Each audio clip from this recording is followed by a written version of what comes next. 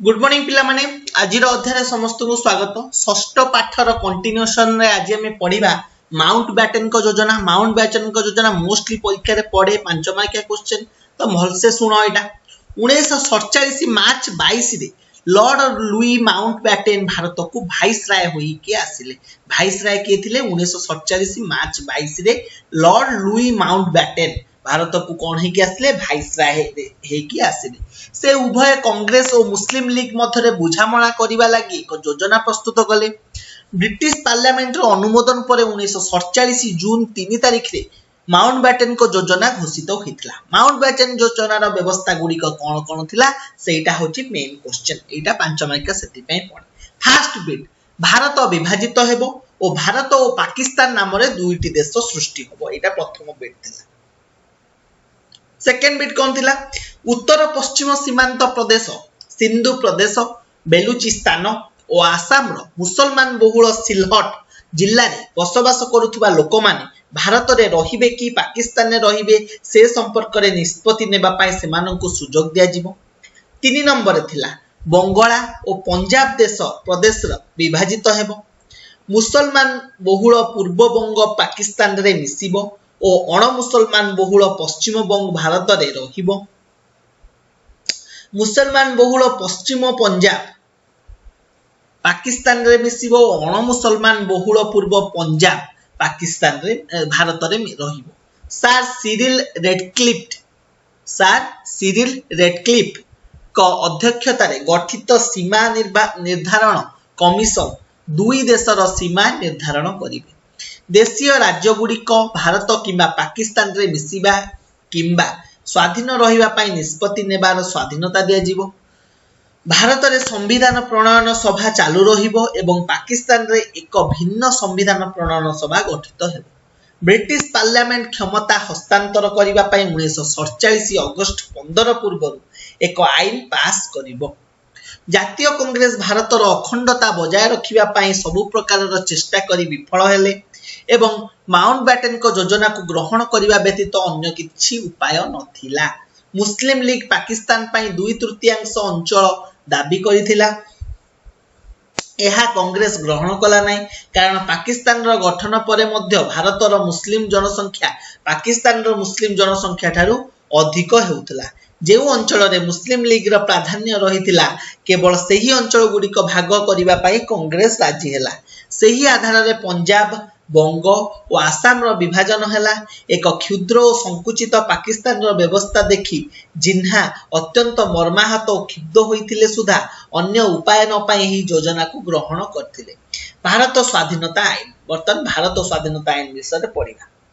भारतीय नेता माने माउंट बैटन को योजना को ग्रहण करिबा परे ब्रिटिश सरकार एहा को भित्ति करी भारत को स्वाधीनता निमंते एक आईन प्रस्तुत कले। 1947 मसीहा जुलाई 18 रे यह भारत स्वाधीनता आईन 1947 भाव में ब्रिटिश पार्लियामेंट रे अनुमोदन लाभ कला।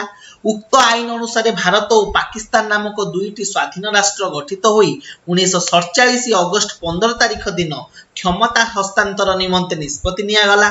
देशीय राजा माने इच्छा अनुसार भारत किंबा पाकिस्तान सहित जोग देबार स्वाधीनता पाइले और 1947 अगस्त 15 रु इंग्लैंड सहित सेमानकर समस्त चुक्ति विलोप घटिला।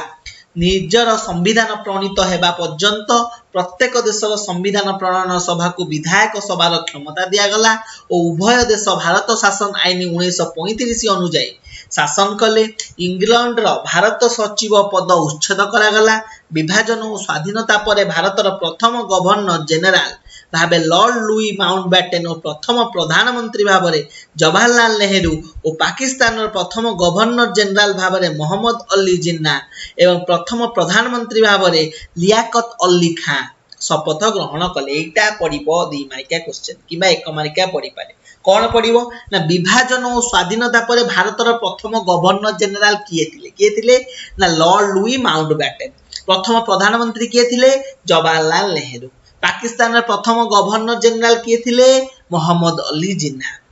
प्रथम प्रधानमंत्री किए थिले लियाकत अली खां शपथ ग्रहण करिथिले। स्वाधीनतार परवर्ती समय स्वाधीन भारतर एक प्रथम उप प्रधानमंत्री तथा गृहमंत्री सरदार वल्लभ भाई पटेल परामर्श और दक्ष नेतृत्व जो अधिकांश देशीय राज्य भारत सहित जोग देते। बुझिपाइल, स्वाधीन भारतर प्रथम उप प्रधानमंत्री किए थिले तथा गृहमंत्री सरदार वल्लभ भाई पटेल तांको परामर्श और दक्ष नेतृत्व जो अधिकांश देशीय राज्य भारत सहित जोग देते। 1947 मसीहा अगस्ट 14 तारिख विलंबित राति जवाहरलाल नेहरू दिल्ली ऐतिहासिक लाल किला ठारे स्वाधीन भारतर जातीय पताका उत्तोलन करथिले। को जगह ना लाल किला ठारे। एटा एक मार्किया क्वेश्चन पड़िबो। बुझि पाइलो। सरदार वल्लभ भाई पटेल को लौह मानव नाम रे परिचित। किए लौह मानव नाम रे परिचित एटा भी एक मार्किया क्वेश्चन पड़ी पारे। स्वाधीनता लाभ परे 1947 मसीहा अगस्ट 15 तारिख रे भारत तार प्रथम स्वाधीनता दिवस विपुल उत्साह रे पालन कला। बहु काल धरी देशभक्त माने जेभली असीम त्याग स्वीकार करथिले, अगणित शहीद देश पाई जे अमाप लुहलहु देइथिले तार सुफल मिलिला एवं सेमानकर स्वप्न साकार हैला। बुझि पाइलो। ऐतिहासिक लाल किला ठारे जातीय पताका उडुथबार दृश्य। एठा देखो जातीय पताका उडुची। एटा होची लाल किला। तो यही परि भाबरे भारत तार स्वाधीनता पाइला। तो यही अध्याय आमे कोन कोन पढिले? भारत स्वाधीनता आईन विषय रे पढिले, ता पूर्व पढिथिले लॉर्ड माउंटबेटन को योजना विषय रे पढिथिले, आउ को पढिथिले? आउ पढिथिले आमे कैबिनेट मिशन 1946 विषय रे पढिले एवं ता सहित भारत स्वाधीन आईन रो केतेक पूर्वानुमान विषय में पढ़ी। तो यहीपरि भाव में षष्ठ पाठ आम समाप्त कले। षष्ठ पाठ अंतर्गत जिते भी क्वेश्चन अच्छी ताहा विषय आंसर बहिर्भुक्त अच्छी कि विषय भितर ही तुमको आंसर मिल ताकू सब पढ़ी कि आराम से तुम आंसर कर। स्टिल कहार किसी डाउट थाए, किसी ऑब्जेक्शन थाए, किसी क्वेरीज थाए तुम कमेंट माध्यम रे जनइबो, मु ताकू क्लियर करिवि। आज पई एतिकी। धन्यवाद।